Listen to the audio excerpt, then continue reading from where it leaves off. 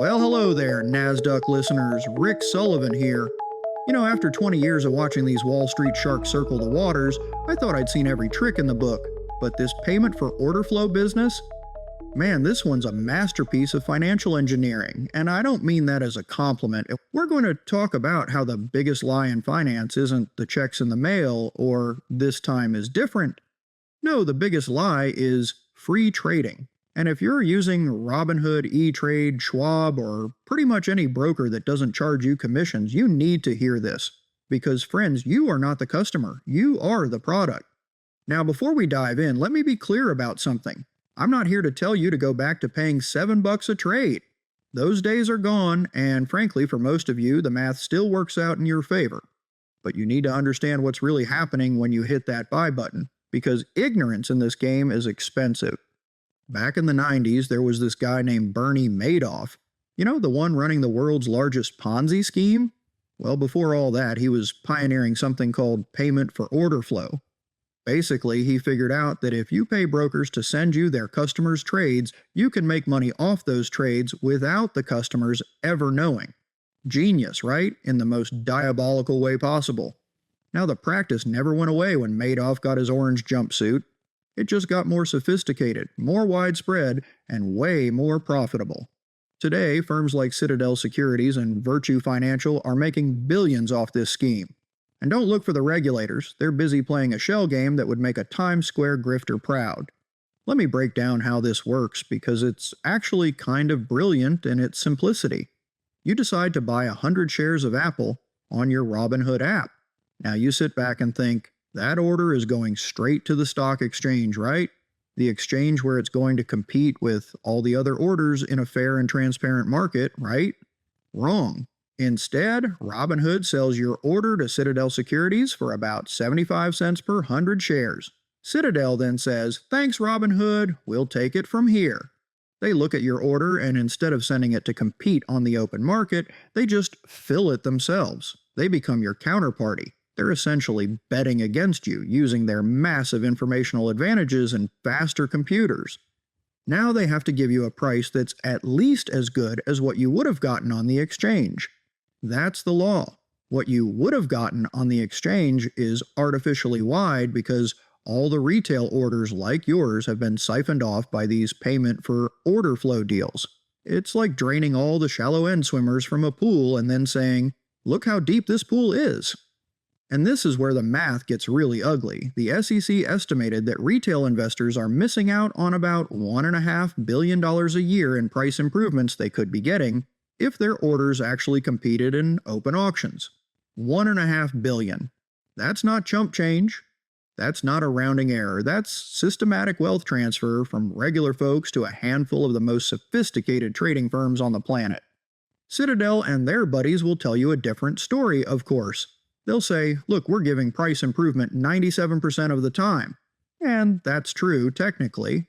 But it's like a used car dealer saying, "I'm giving you a better deal than the sticker price," when the sticker price was inflated to begin with. The real question is, what could you have gotten if your order was in a truly competitive auction? My honest take is that the whole payment for order flow business is everything that's wrong with modern finance wrapped up in a neat little package with a bow that says, free trading. What really gets my blood boiling is that investors are being told they should actually be grateful for getting fleeced. Look, we eliminated commissions, aren't we heroes? Meanwhile, they're extracting way more than those old commissions ever cost you. They're just doing it invisibly.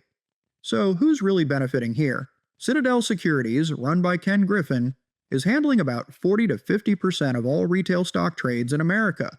40 to 50%. This guy has more control over retail trading than the New York Stock Exchange. How did we let that happen? When did we decide that concentration of power like that was a good idea?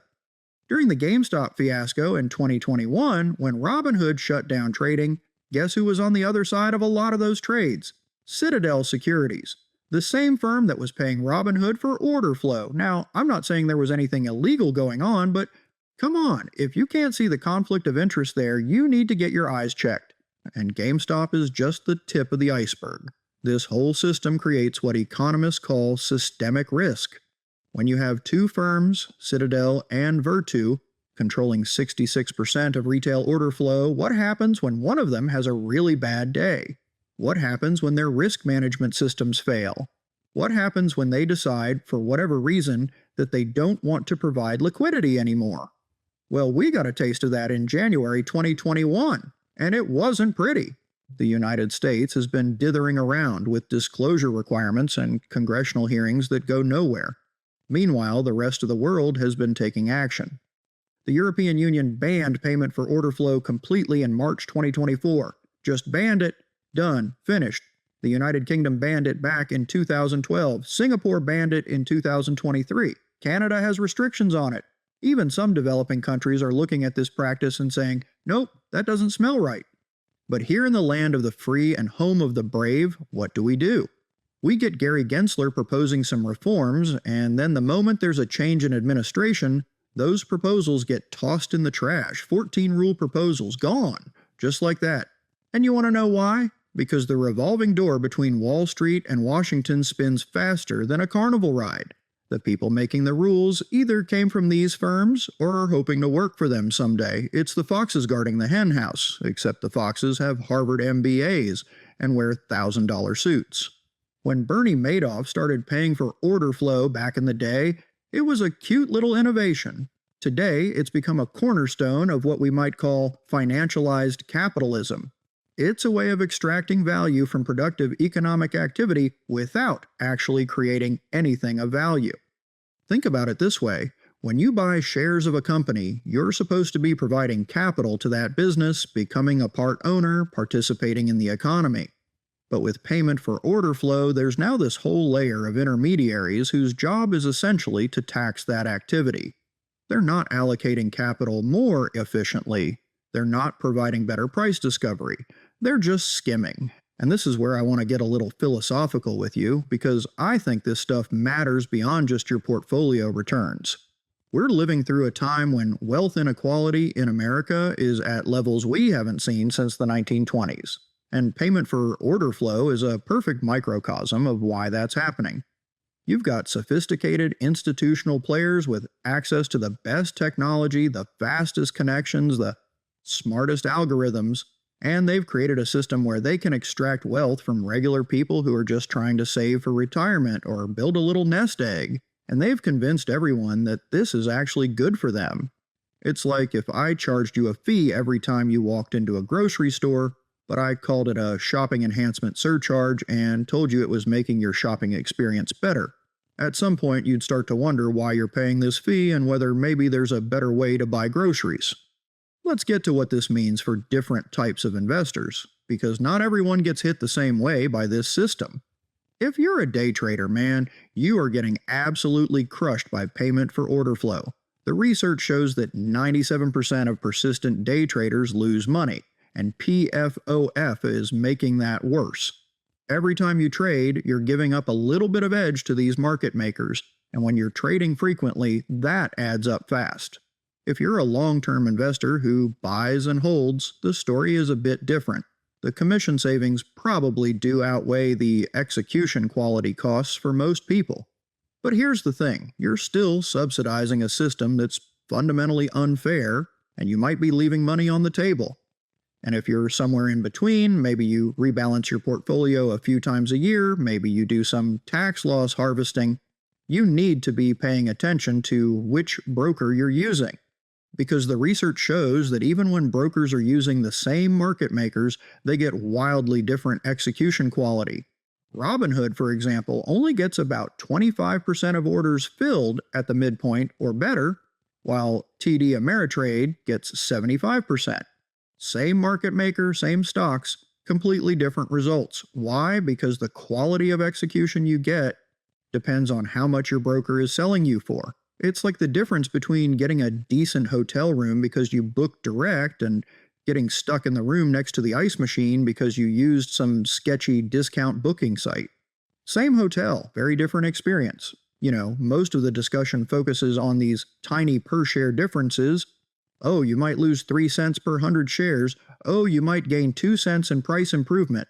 People's eyes glaze over because it seems so small, but that's exactly the point. This is death by 1,000 cuts.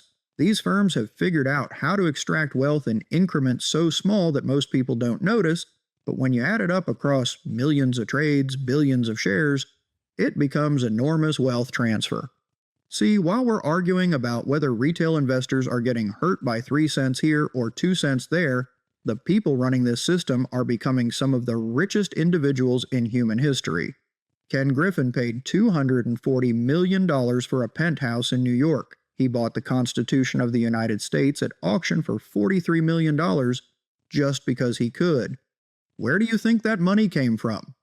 It came from tiny little slices of millions and millions of trades by regular people who probably have no idea who Ken Griffin is or how their coffee money contribution to his art collection got extracted from their retirement account.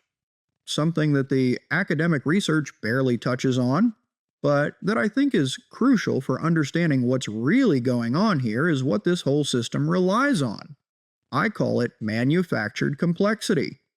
The reason payment for order flow works is because it's complicated enough that most people can't figure out whether they're getting screwed or not. The average investor looks at their account, sees that they didn't pay a commission, sees that their trade got filled, and thinks everything's fine. But complexity is often considered a blessing in financial services. The more complicated you can make something, the harder it is for people to comparison shop. The harder it is for them to understand what they're really paying, and the easier it is to extract profits. It's the same reason your credit card agreement is 40 pages long. It's the same reason insurance policies are written in what might as well be ancient Sumerian. Complexity is a profit center, and payment for order flow is complexity at its finest. You've got broker disclosure documents that run hundreds of pages. You've got execution quality reports that require a statistics degree to interpret. You've got market makers publishing research papers trying to prove that they're actually helping you while they're picking your pocket. Meanwhile, the solution is actually pretty simple. Send orders to exchanges where they compete in transparent auctions. Let the best price win. Done. No payment for order flow, no conflicts of interest, no need for 60-page compliance documents explaining why your broker is allowed to sell your trades to their buddies. But that would threaten a very lucrative business model, so instead we get complexity and confusion and congressional hearings where people ask whether Robinhood is a buy or sell when the real question is whether the entire system makes sense.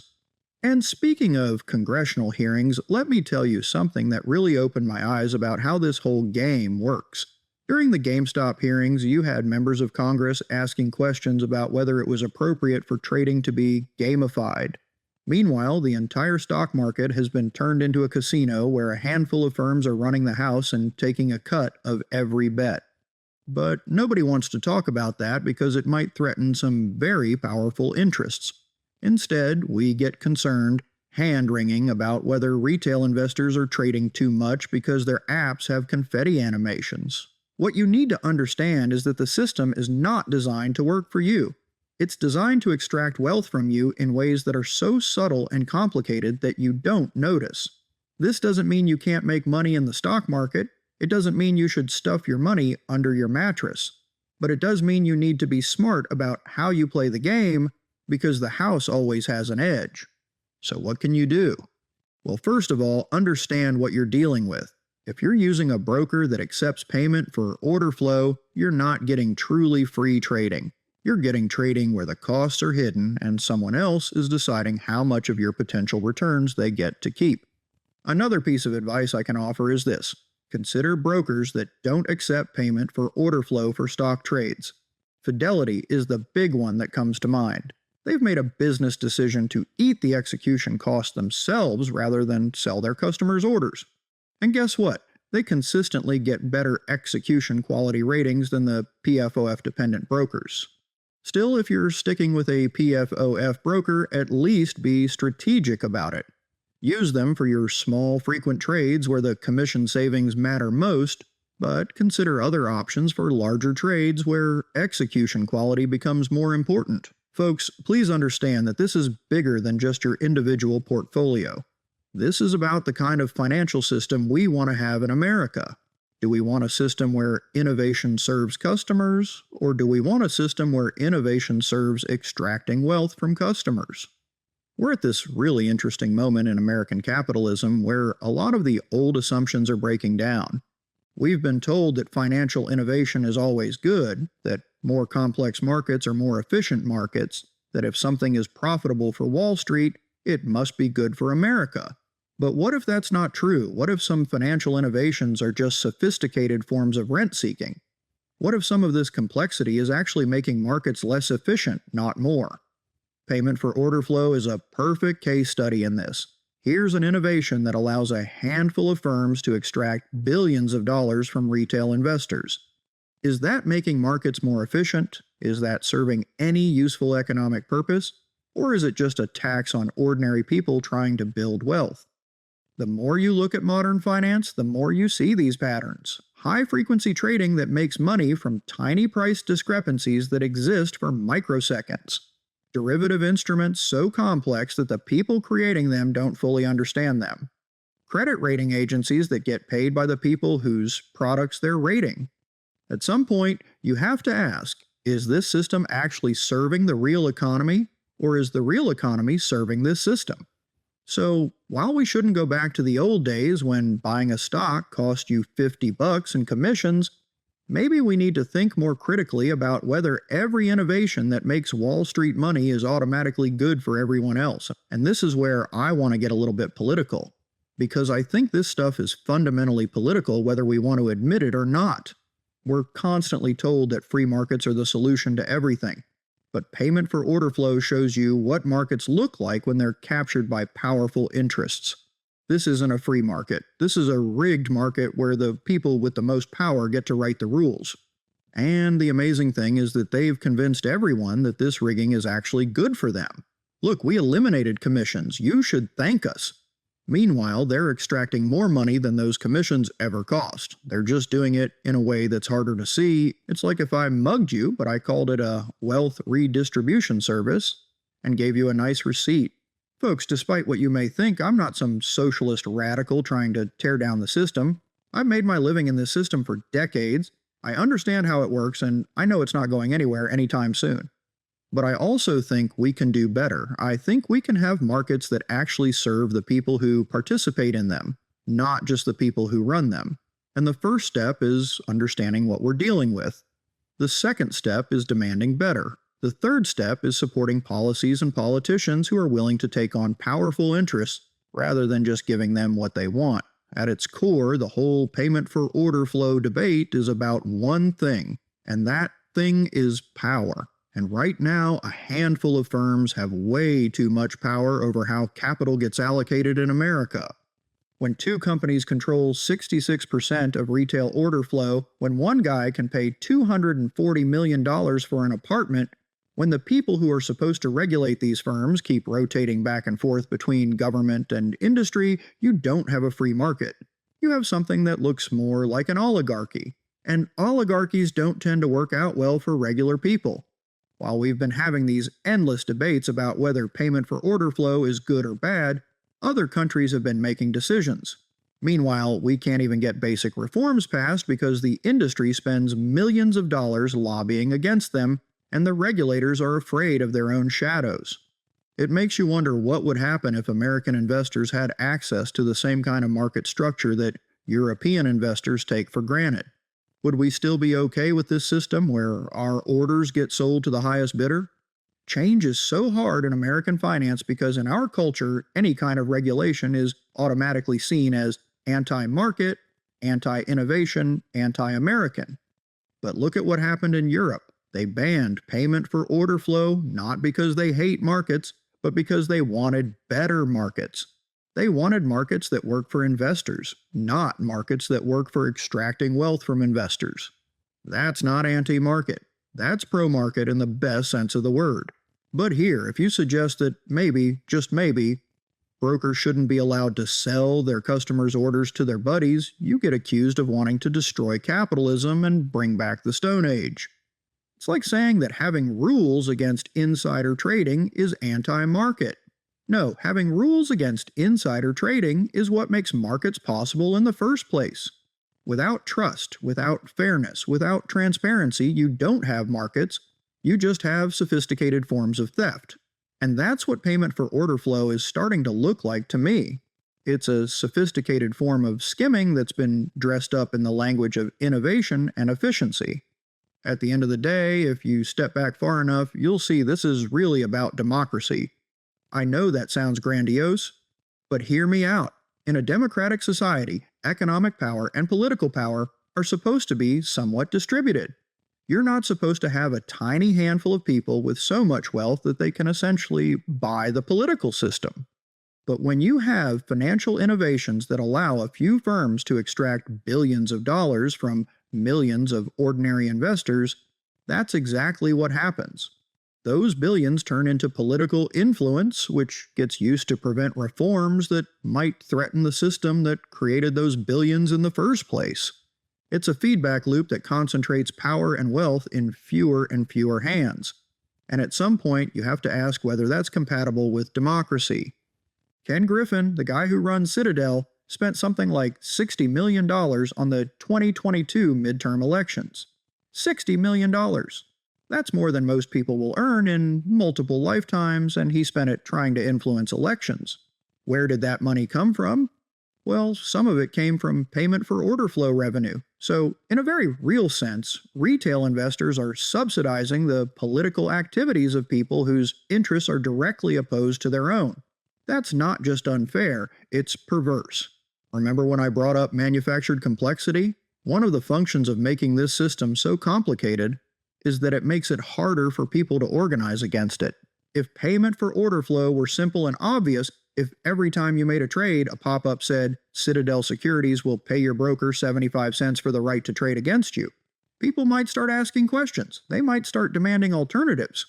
But when it's buried in 60-page disclosure documents and explained with terms like internalization and price improvement and execution quality, most people's eyes glaze over and they just assume someone else is taking care of it. And that's exactly the point. The complexity is designed to prevent accountability. Which brings me to something that's been bothering me about the recent regulatory developments. So Gary Gensler comes in, proposes a bunch of reforms. There's industry pushback, congressional hearings, comment letters, the whole 9 yards. And then there's a change in administration and poof, all those proposals disappear. But here's what didn't happen. There was no real public debate about the merits of these reforms. There was no discussion about whether the current system serves some interests better than others. Instead, it all got framed as a technical regulatory matter that only experts could understand. That's how you know the system is working exactly as designed. Because if people really understood what was happening, if they really understood how much wealth was being extracted from their retirement accounts to pay for Ken Griffin's art collection, there might be some uncomfortable questions asked. But as long as it stays in the realm of technical market structure discussions, as long as it's just a matter for experts and industry lobbyists to debate, nothing fundamental changes. Here it is, the real genius of modern finance. It's not that they've figured out how to steal from people. People have been doing that forever. It's that they've figured out how to steal from people while convincing them that they're actually being helped. Look, we eliminated commissions. Aren't we great? Meanwhile, they're taking more money than those commissions ever cost. They're just taking it in a way that requires a PhD in finance to detect. Going forward, here's how I want you to think about investing. I've got a couple of points for you. 1, there's no such thing as a free lunch in finance. If someone is offering you something for free, you need to figure out how they're making money, because they're making money somehow. And if you can't figure it out, there's a good chance you're the product being sold. Point 2, simplicity is often better than complexity. The more moving parts there are in any financial product or service, the more opportunities there are for someone to extract wealth from you in ways you don't understand. Point 3, always ask who benefits from any particular arrangement. Payment for order flow benefits market makers and, to some extent, brokers. Does it benefit you? Maybe, maybe not, but if you're not even asking the question, you're probably getting taken for a ride. Point 4, don't let the perfect be the enemy of the good. Even if you're using a PFOF broker, even if you're getting slightly worse execution than you could get elsewhere, you're probably still better off investing in the stock market than keeping your money in a savings account earning nothing. And finally, point 5, don't be passive about it. Pay attention to what's happening, ask questions, demand transparency. Support politicians and policies that prioritize your interests over the interests of Wall Street oligarchs. Individual investor behavior isn't going to fix this problem. This is a systemic issue that requires systemic solutions, and systemic solutions require political action. That doesn't mean you need to become a political activist, but it does mean you need to understand that your financial well-being is connected to political decisions about how markets are structured and regulated. When politicians talk about deregulation and free markets, ask them, free for whom? When they talk about innovation in finance, ask them, innovation that serves who?